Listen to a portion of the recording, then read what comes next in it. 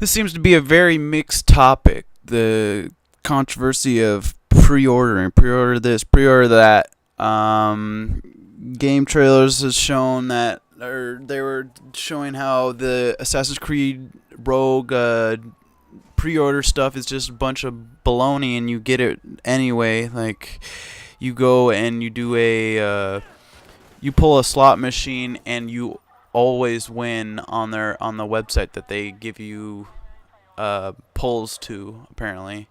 Um, and yeah, there's a couple other bonuses and stuff, but I for one actually don't mind these kind of gimmicks or whatever. I mean, it's still free stuff, and I don't think that the DLC content should really force you to get a game. It's obviously going to probably come later for extra money, or it's going to be so insignificant you're not going to care.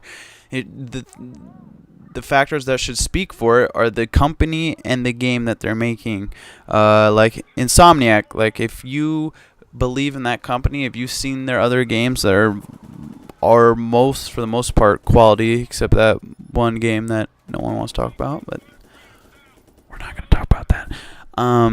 So yeah, if you believe in that company and if you believe in the idea they have, then you want to support that game. So pre-order it and you'll get the extra stuff. And the pre-order bonuses, like the day one edition for Sunset Overdrive, has some pretty cool stuff, some interesting guns and interesting clothes and some cool things that you will probably have to pay money for, or they're really hard to unlock. Not sure which.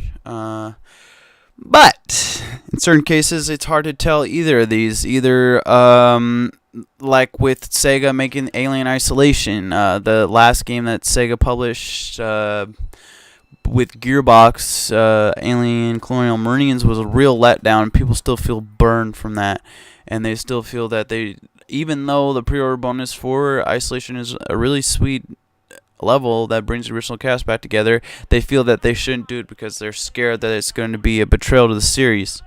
Now, from what I've seen, it isn't. I mean, it seems like it's way different, and it's going towards the survival horror part of the genre a lot more. Like, it's catering to that entire thing, and there's no multiplayer. It's just the single player and challenges and stuff, and it's for real diehard fans of the series, and I think it'd be great for them. But there's no way to know if it's the greatest. I haven't played it, and some of the stuff they've been showing hands-on with is just like a demo level where you just die constantly because they want to show off how scary it is.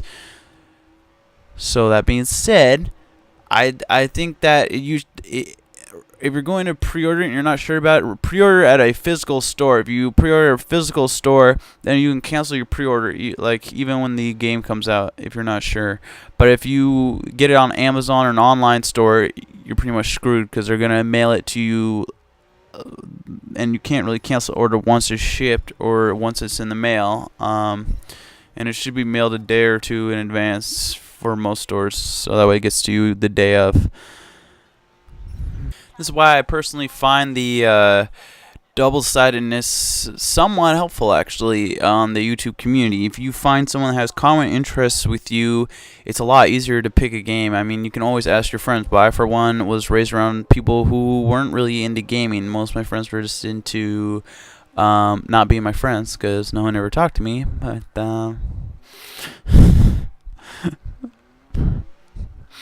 but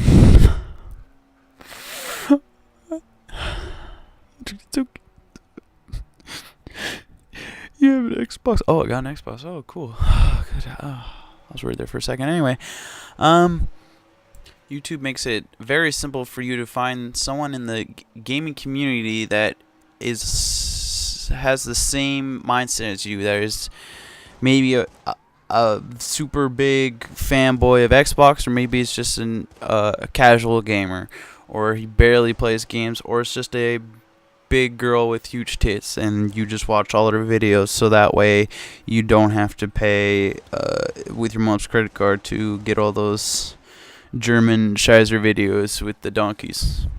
Now, I'm not saying that's a waste of money. It's not. But it's free. YouTube is. and you get a lot more insightful information. So insightful, in fact, that their opinions, it's really easy to check with a lot of people at the same time, because you can watch a lot of people upload the same sort of videos on the same topic, but they're on the same subject, but they give you a different opinion, and those affect the way that you purchase and the way that you see things. And I'm not saying that you should believe all the crap you hear on YouTube, but it's really helpful, this community, and being a part of this generation of gamers that are more open-minded and they're more acceptable to change, and more, I mean, except for Sony ponies and Xbox fanboys, which I'm somewhat of an Xbox fanboy, but I wouldn't, I mean, I haven't sucked Phil Spencer's dick.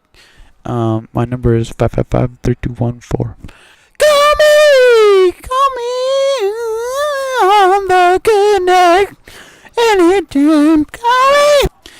Anyway, even the littlest, simplest advice from these straightforward, community-oriented channels can really change your perspective on things. The reason I made this channel was people like Arsenal and other people, not necessarily people within the Xbox community, but that led to me being more proactive in watching videos of people who believe in the Xbox, because I've always believed in the Xbox, and I've always believed in Sony up until a certain point.